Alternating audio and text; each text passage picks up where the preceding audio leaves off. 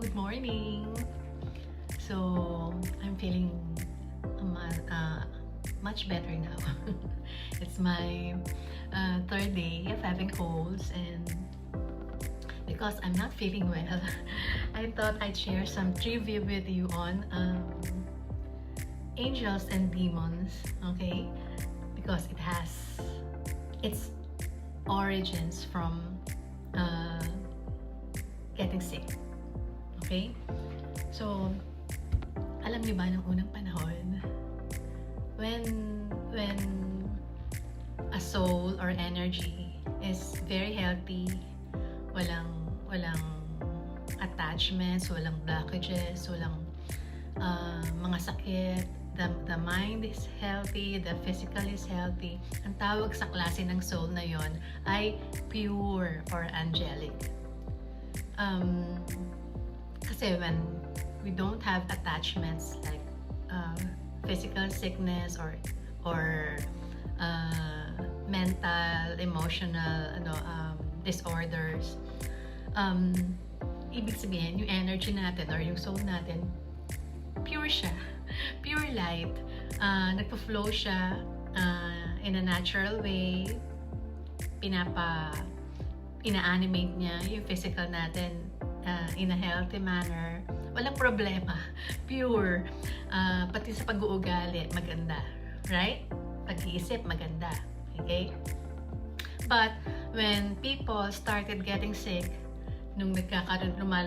because of our attachments, meaning nasosobrahan na tayo sa mga ginagawa natin, kinakain, iniisip, dinadamdam, nagkakaroon na tayo ng attachment sa soul natin. So yung soul natin, hindi na siya pure light. Okay? Kung siguro siya na x-ray, yung soul natin, makikita natin, meron ng mga dark spots pertaining to attachments na dumikit na sa soul natin na hindi naman dapat andon. So when that happens, ang tingin ng mga tao doon noon ay impure na yung soul natin. And yung mga impurities na yon, ang tawag nila doon ay mga dark traits, low vibrational energies, attachments, blockages, or evil. You get it? So kung pure pa yung soul mo, pure light, ang tawag dyan ay angelic energy, because it allows the physical to behave in a good way. Okay? Kung naman halimbawa nagkaroon na siya ng impurities, nagkaroon na ng mga blockages, ang tawag, at lalo na kung masyado ng maraming blockages, hindi na maganda yung behavior ng physical, ang tawag dyan ay evil energy na. You see? You get it? So,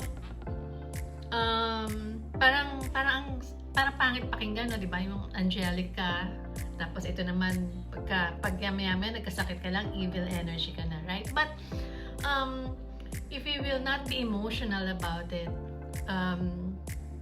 if we will not put it to heart, we will just be practical, we will just be candid about it. It simply means high energy and low energy, right? It simply means the energy of love and the energy of fear. Parang nag-label lang naman tayo to distinguish a pure energy from an impure energy, right? So, yun nga lang, nagkaroon kasi ng connotation na pag sinabing evil, masama. In a way, parang masama siya kasi, di ba, parang naapektuhan nga niya yung katawan natin, yung pag-iisip natin, yung buong katauhan natin, pati yung quality ng buhay na magkakaroon tayo, right? But,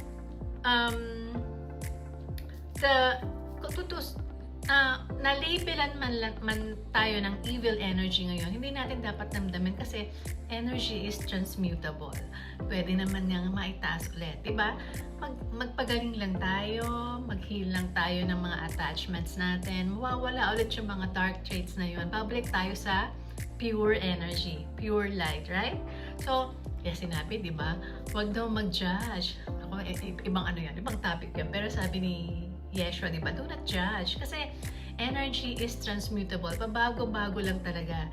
Mahirap mag-judge ka ng porke masaya ngayon, tapos nagalit lang mamaya, judgein mo na, mamaya, makikita mo naman, babalik din ulit siya mamaya sa pagiging masayahin niya, sa pagiging mabait niya, right?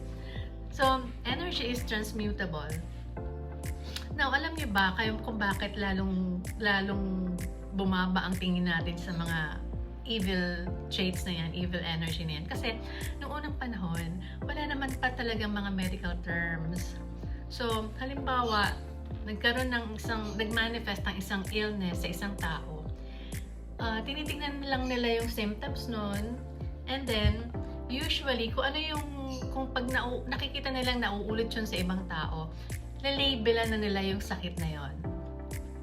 And usually, ang ginagamit na pangalan or tawag dun sa sickness na yon ay ginagamit yung pangalan ng taong nakadiscover or kung sino yung unang nagkaroon ng ganung sakit.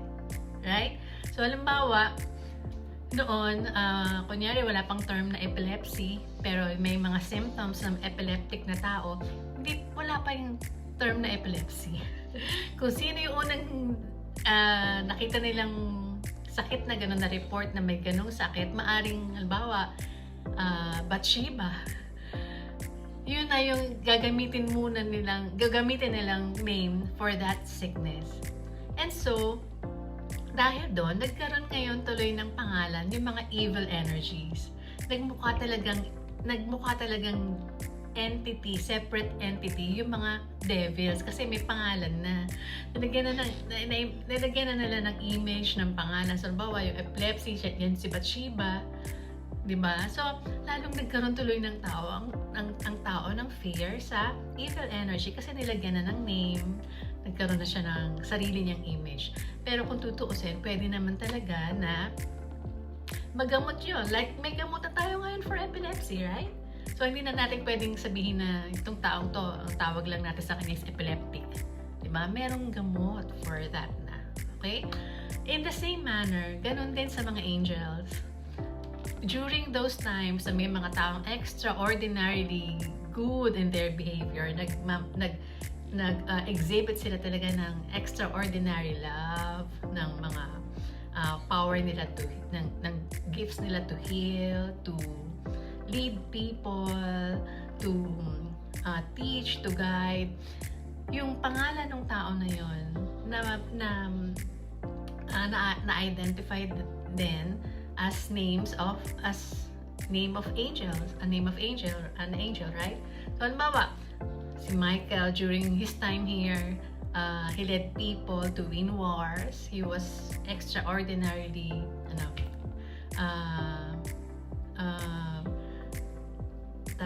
good, matapang, yung leadership niya. He was seen as an angel, and from there, nanggaling yung pangalan ng archangel na soldier or warrior ni God, right?